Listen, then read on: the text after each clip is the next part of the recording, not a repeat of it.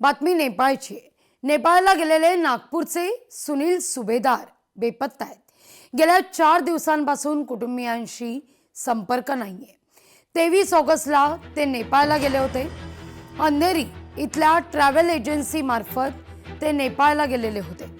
महाप्रलयानंतर त्यांचा कुटुंबियांशी संपर्क होत नाहीये। या सगळ्याविषयी अधिक माहिती घेऊया आपले प्रतिनिधी ज्ञानेश्वर पवार यांच्याकडून। ज्ञानेश्वर, काय अधिक माहिती आहे? अगदी लागवीजी नेपाळमध्ये जी दुर्घटना घडली आहे त्यामध्ये महाराष्ट्रातील अनेक लोक अडकलेले आहे। ज्या लोकांशी संपर्क होते त्यांना महाराष्ट्र सरकारच्या वतीने जे ते आणण्याचे प्रयत्न देखील सुरू आहे। मात्र मूळचे नागपूरचे असलेले आणि सध्याला जे ते डोंबिवलीत रहिवासी असलेले जे सुनील सुभेदार आहेत ते देखील 4 दिवसापूर्वी जे ते नेपाळला गेलेले होते। त्यामुळे ते आता सध्याला त्यांचं जे आहे ते संपर्क होत नाहीये। त्यामुळे जे आहे ते एकूणच याबद्दल जे आहे ते त्यांच्या कुटुंबियांना देखील काळजी लागली आहे। मात्र त्यांचे संपर्क होत नसल्यामुळे जे आहे ते आता ते कुठे आहेत या संदर्भात जे आहे ते तर्कवितर्क जे आहे ते एकूणच मानले जात आहे। 23 ऑगस्टला ते नेपाळला गेलेले होते। मात्र नेपाळमध्ये जो काही महाप्रलय आला त्यानंतर त्यांचं जे आहे ते त्यांच्या मुलाशी एकूणच संपर्क झालेला नाही।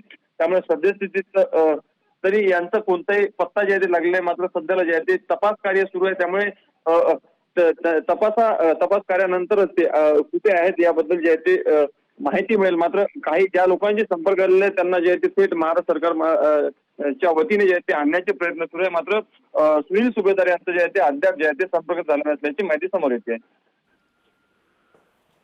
अगदी ज्ञानेश्वर, तुम्ही असेच आमच्या समवेत जोडले राहा। पुढची बातमी नाशिकची आहे।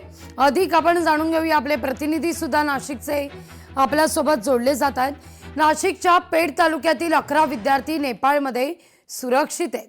कैलास मानसरोवर यात्रेकरता गेलेले होते विद्यार्थी। 11 विद्यार्थी सध्या काठमांडू जिल्हा आपत्ती व्यवस्थापन अधिकाऱ्यांची ही माहिती आहे। 11 विद्यार्थी हे सध्या काठमांडूमध्ये आहेत। विद्यार्थ्यांचा नेपाळ दूतावासाशी संपर्क झालेला आहे।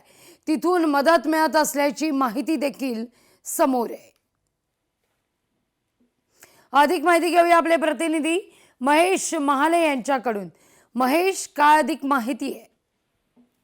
लागवे, आपण बघितलं असेल तर नेपाळमध्ये खरं तर पुराची परिस्थिती जी आहे ती भयावह झालेली आहे। यामुळे राज्यातील नेपाळमध्ये गेलेल्यांचा संपर्क जो आहे तो राज्य सरकारकडनं घेण्याचं काम सुरू आहे। मात्र नाशिकमधील देखील नाशिकच्या पेठ तालुक्यातील 11 विद्यार्थी जे आहे ते नेपाळला पर्यटनासाठी गेलेले होते आणि हे 11 पर्यटक जे आहे ते विद्यार्थी आहे आणि ते देखील आता सुरक्षित असल्याची जी माहिती आहे ती जिल्हा आपत्ती व्यवस्थापनाकडनं देण्यात आलेली।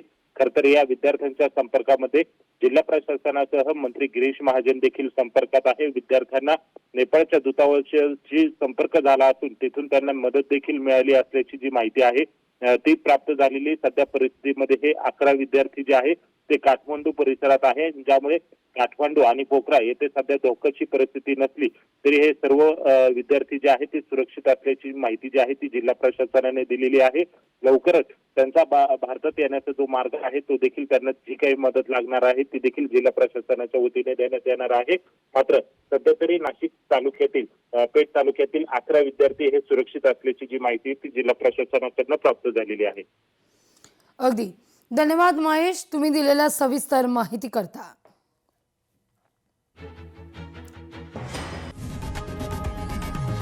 लोकशाही मराठी ऐका, पहा, जागरूक रहा।